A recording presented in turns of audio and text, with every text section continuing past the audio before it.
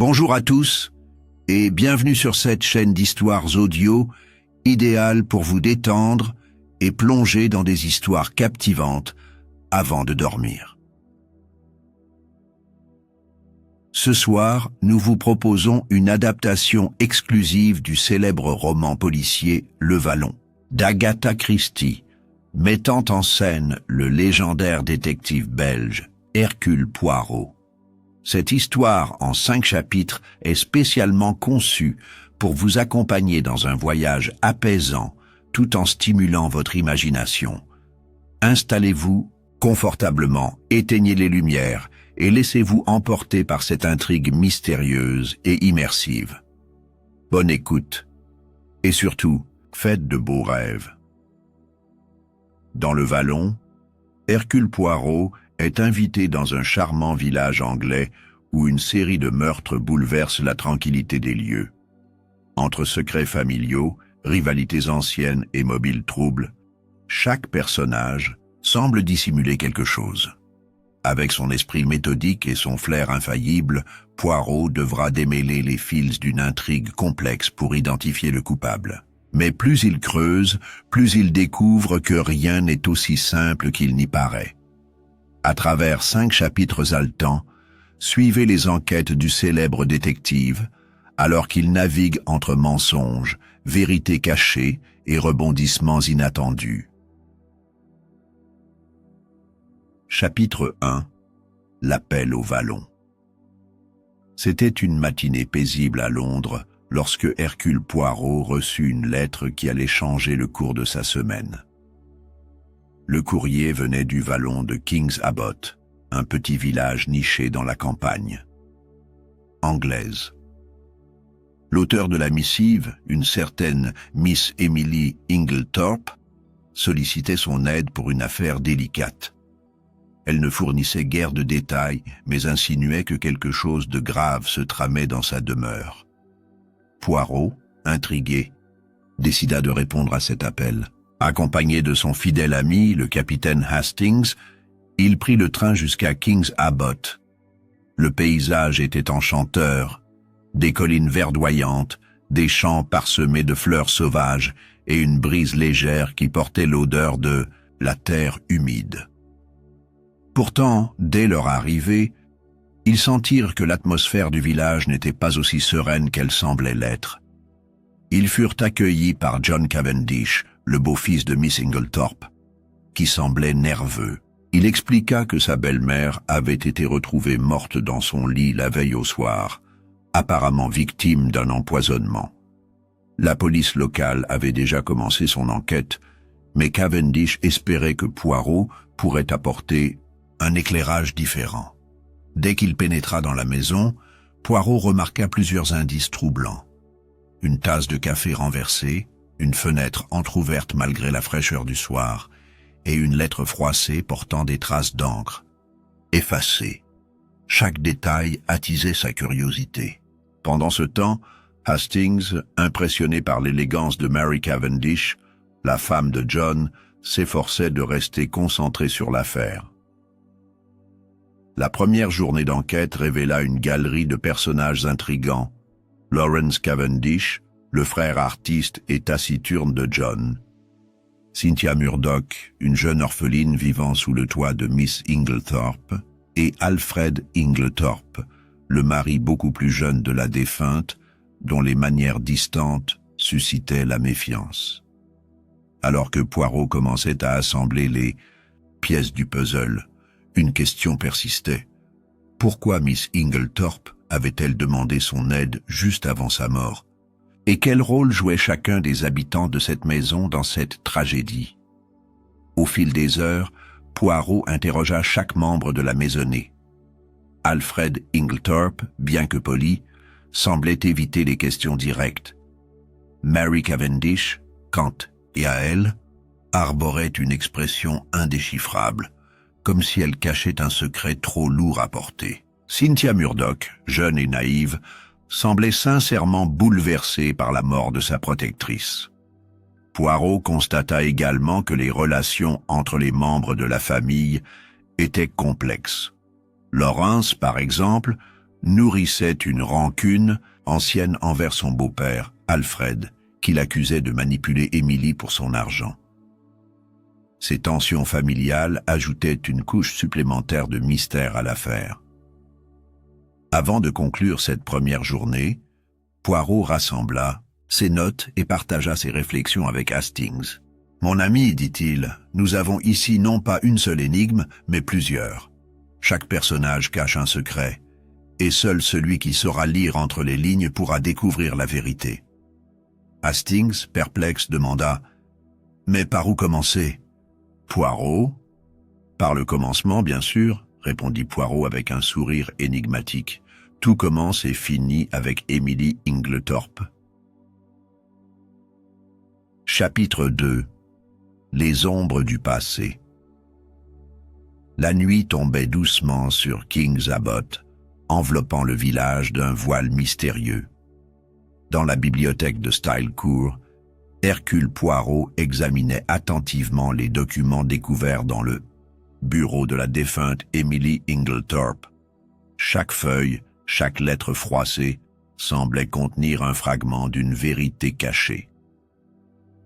Parmi ces papiers, il trouva une correspondance ambiguë entre Emily et un certain M.E., dont l'identité restait floue.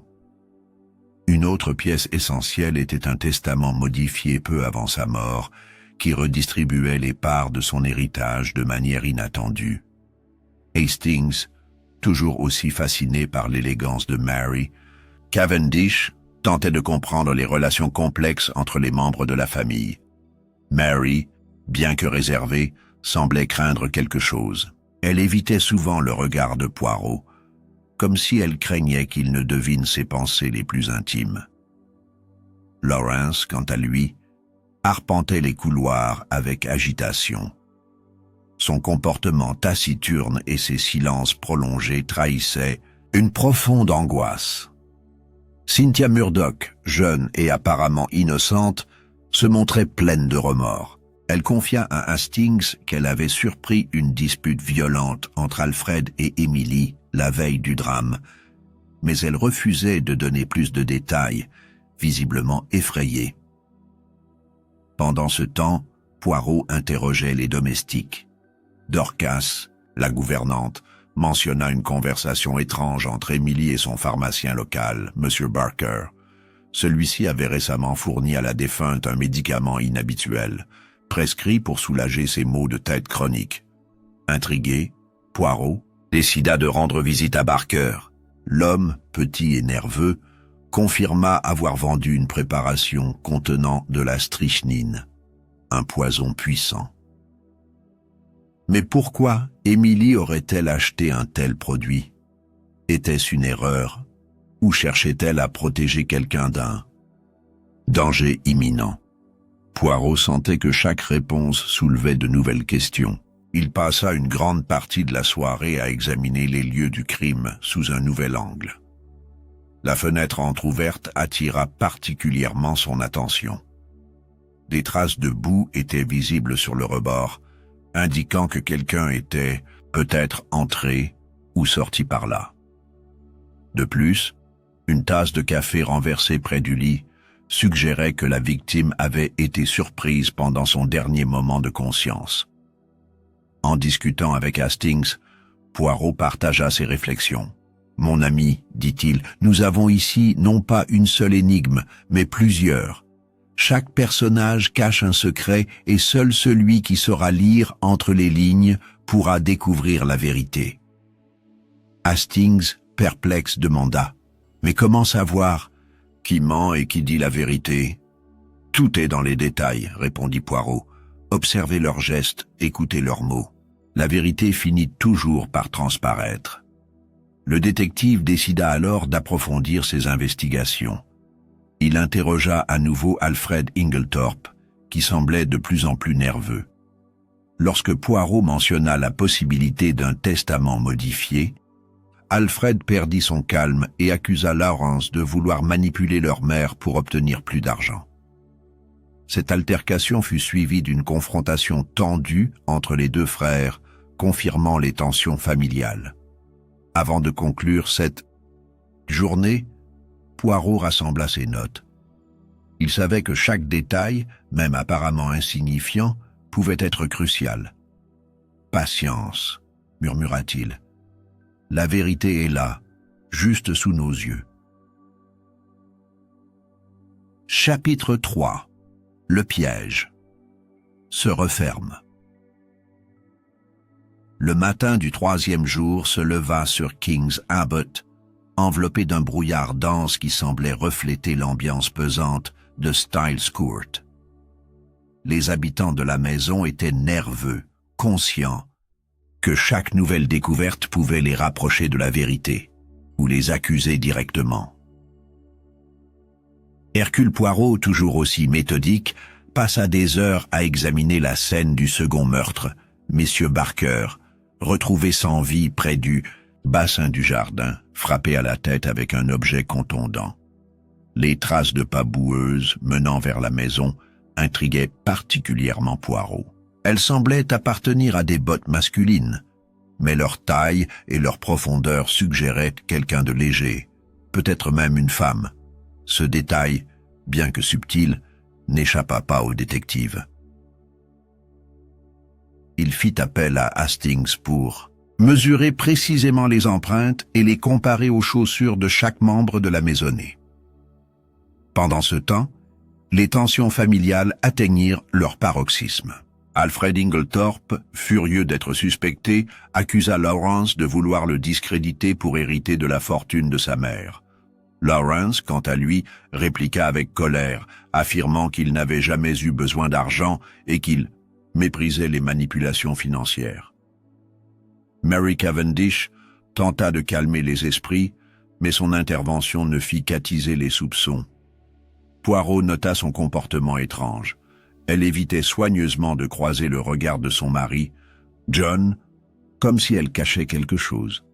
Cynthia Murdoch, de son côté, semblait de plus en plus effrayée. Elle avoua à Hastings qu'elle avait vu Lawrence discuter avec Barker près du bassin la veille du meurtre. « Ils semblaient en désaccord », murmura-t-elle. Lawrence paraissait très agité.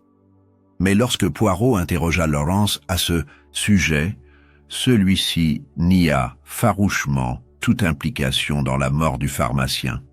« Je n'ai rien à voir avec ça », insista-t-il. « Je ne supportais pas cet homme, mais je ne suis pas un meurtrier. » Poirot décida alors de fouiller la chambre de Lawrence. Là, il découvrit un carnet contenant des croquis macabres représentant des scènes de meurtre accompagnés de notes cryptiques.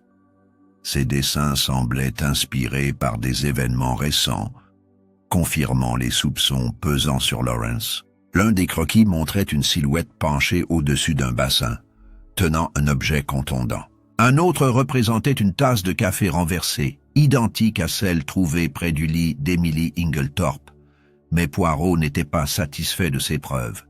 Il savait que les apparences pouvaient être trompeuses. Il continua à creuser, interrogeant chaque membre de la maisonnée avec une attention méticuleuse. Mary Cavendish révéla alors un détail crucial. Emily Inglethorpe avait prévu de modifier son testament une fois encore, excluant complètement Alfred. Ce dernier, furieux, avait menacé de quitter la maison. Ce nouvel élément changea radicalement la perspective de Poirot. Il réalisa que les motivations de chacun étaient plus complexes qu'il ne l'avait imaginé. Alfred, bien que suspect principal, n'était peut-être qu'un pion dans un jeu beaucoup plus grand. Cynthia, quant à elle, semblait trop impliquée pour être totalement innocente. Et Lawrence restait une énigme. « Tout cela est lié », murmura Poirot. « Les secrets, les mensonges, les mobiles, tout converge vers une seule vérité. » Il décida de retourner voir Cynthia, qui semblait de plus en plus perturbée. Après une longue discussion, elle avoua avoir entendu une conversation entre Emily et Alfred quelques jours avant le premier meurtre. Emily avait accusé Alfred de gaspiller son argent et de la manipuler pour obtenir davantage de fonds. Cette révélation changea radicalement la perspective de Poirot, mais il sentait qu'il manquait encore un élément clé. Il passa une grande partie de la nuit à examiner les documents découverts dans le bureau d'Emily. Parmi eux, figurait une lettre froissée portant des traces d'encre effacées. En utilisant une technique simple mais ingénieuse, Poirot réussit à rendre le texte lisible. La lettre contenait une menace explicite adressée à Emily, signée par une mystérieuse initiale, C. « Voilà donc notre prochain indice », murmura-t-il, convaincu que cette lettre était la clé du mystère. Chapitre 4. Les masques. Tombe. La tension montait à mesure que les preuves s'accumulaient contre Laurence et Alfred. La police, pressée de clore l'affaire, envisageait sérieusement d'arrêter l'un ou l'autre. Mais Poirot n'était pas satisfait. Il sentait qu'un élément essentiel leur échappait encore. Il convoqua tous les suspects dans le salon de Styles Court pour une confrontation finale. Chacun y alla de sa version des faits, tentant de se disculper. Marie, émue, accusa Alfred d'avoir manipulé sa belle-mère pour obtenir son argent. Cynthia, en larmes, implora qu'on la croie innocente. Laurence, stoïque, refusa de parler davantage. Poirot prit alors la parole. D'une voix posée, il exposa son raisonnement.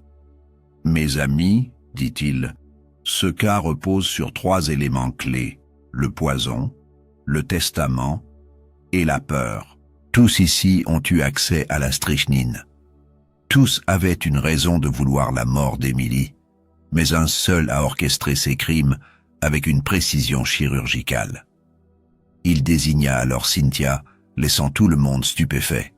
« Vous, mademoiselle, avez utilisé votre position dans la maison pour manipuler les autres. Vous avez falsifié le testament, administré le poison et même tué Mr. Barker lorsqu'il a commencé à suspecter la vérité. » Cynthia, effondrée, avoua tout. Elle avait agi par désespoir, persuadée que personne ne l'aimait vraiment. Mais Poirot conclut avec gravité. La justice n'est pas dictée par nos émotions, mais par la vérité. Pour appuyer ses accusations, Poirot présenta plusieurs preuves irréfutables. Tout d'abord, il révéla que Cynthia avait accès à la strychnine grâce à son travail bénévole à la pharmacie locale. Ensuite, il montra que les traces de pas boueuses correspondaient exactement à une paire de bottes qu'elle possédait. Enfin, il expliqua comment elle avait falsifié le testament en imitant l'écriture d'Emily, une compétence qu'elle avait acquise en tant que jeune femme passionnée de calligraphie. Mais Poirot ne s'arrêta pas là. Il expliqua également pourquoi Cynthia avait tué Mr. Barker. Mr. Barker, dit-il, avait commencé à suspecter la vérité. Il avait remarqué des anomalies dans les commandes de médicaments et avait décidé d'en parler à Emily. Cynthia, paniquée, l'a attirée près du bassin et l'a frappée avec une statue en pierre, un objet facile à dissimuler. Les révélations de Poirot plongèrent la maisonnée dans un silence glacial. Cynthia, brisée, fut emmenée par la police, tandis que les autres membres de la famille tentaient de digérer la vérité. Mais Poirot n'en avait pas fini. Il demanda à Hastings de noter un dernier détail. Observez attentivement les relations humaines. Chaque crime est motivé par des émotions profondes, la jalousie, la peur, la cupidité. Cynthia n'était pas seulement une criminelle, c'était une femme désespérée, incapable de trouver sa place dans ce monde.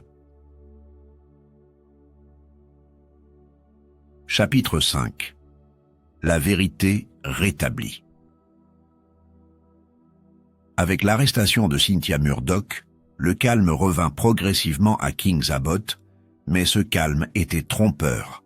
Les habitants de Styles Court, bien que soulagés que la vérité éclate enfin, étaient profondément marqués par les événements tragiques qui avaient bouleversé leur vie. Chacun semblait porter le poids de ses propres secrets, même si aucun d'eux n'était directement responsable des meurtres. Hercule Poirot, fidèle à son habitude, ne se contenta pas de clore l'affaire avec l'arrestation de Cynthia. Il sentait qu'il restait des zones d'ombre à explorer, des vérités non dites qui méritaient d'être révélées pour permettre à chacun de tourner la page.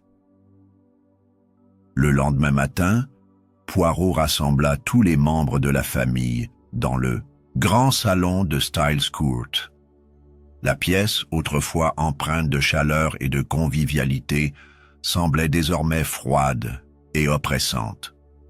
Les rideaux étaient tirés, laissant filtrer une lumière grise qui accentuait l'atmosphère pesante. Chaque personne présenta un visage marqué par la fatigue et l'angoisse, comme si les derniers jours avaient creusé des sillons indélébiles sur leur âme. Poirot prit place dans un fauteuil confortable, face à l'assemblée silencieuse. Son regard perçant parcourut chaque visage, s'attardant sur les expressions de culpabilité, de soulagement ou de colère rentrée. « Mes amis, commença-t-il d'une voix douce mais ferme, nous avons résolu l'énigme principale. Cynthia, Murdoch est coupable des crimes commis ici, mais cela ne signifie pas que nous avons compris toutes les ramifications de cette affaire. » Il marqua une pause, laissant ces mots résonner dans la pièce. « Chaque crime, continua-t-il, est le résultat d'un enchevêtrement de causes et d'effets, des tensions familiales, des secrets enfouis, des désirs inassouvis. Tout cela contribue à créer un environnement propice au drame. Aujourd'hui, je souhaite que nous explorions ces racines profondes, afin que vous puissiez trouver la paix. » Mary Cavendish fut la première à parler. Elle se redressa légèrement, comme si elle cherchait à se libérer d'un fardeau invisible. « Je ne sais pas quoi dire, » murmura-t-elle. « J'ai toujours essayé de maintenir la paix dans cette maison, mais peut-être que j'ai échoué. » Sa voix tremblait légèrement, trahissant une émotion qu'elle tentait de dissimuler. Depuis le début de l'enquête, Poirot hocha la tête avec empathie. « Madame Cavendish, dit-il, vous avez porté un lourd fardeau. Vous avez vu les disputes entre Alfred et Emily, les tensions entre John et Lawrence, et vous avez essayé de les apaiser. Mais parfois, le silence peut être aussi dangereux que les mots. En gardant certains secrets pour protéger les autres, vous avez peut-être permis à la situation de s'envenimer. » Mary baissa les yeux, incapable de soutenir le regard pénétrant de Poirot. « C'est vrai, » admit-elle. « J'ai vu Alfred manipuler Emily, mais je n'ai rien dit. J'avais peur de provoquer une rupture irrémédiable. Et puis, il y avait John, ses dettes, ses problèmes financiers. J'ai essayé de les ignorer, mais ils pesèrent sur moi. » Poirot acquiesça. « Vous n'êtes pas seule, madame. Chacun de vous a contribué à sa manière à créer cet environnement toxique. » Il se tourna alors vers John Cavendish, qui semblait mal à l'aise, assis au bord de son fauteuil. « Monsieur Cavendish, poursuivit-il, vous avez envisagé de demander à votre mère de modifier son testament pour inclure davantage de fonds à votre nom. Pourquoi ne pas avoir été honnête avec elle ?» John soupira profondément, passant une main lasse sur son visage. « Parce que j'avais honte, avoua-t-il. J'ai toujours été considéré comme le fils prodigue, celui qui devait réussir. Mais mes affaires ont mal tourné, et j'étais au bord de la ruine. J'ai pensé qu'en modifiant le testament, je pourrais sauver la face, mais... » Il s'interrompit, incapable de continuer. « Mais vous n'avez jamais voulu faire de mal à votre mère, » compléta Poirot. « Cependant, vos actions ont créé une atmosphère de suspicion. Cynthia, en particulier, a pu interpréter vos intentions comme une menace. » Lawrence, jusque-là silencieux, intervint alors. « Et moi ?» demanda-t-il d'une voix amère. « Quel rôle ai-je joué dans tout cela ?» Poirot le fixa attentivement. « Vous, monsieur Cavendish, êtes un homme complexe. Votre ressentiment envers Alfred était évident. Vous le considériez comme un intrus, un opportuniste qui profitait de votre mère. Mais votre colère n'a fait qu'alimenter les tensions familiales. Cynthia, en tant que jeune femme impressionnable, a peut-être vu en vous un modèle à suivre, quelqu'un qui osait défier Alfred.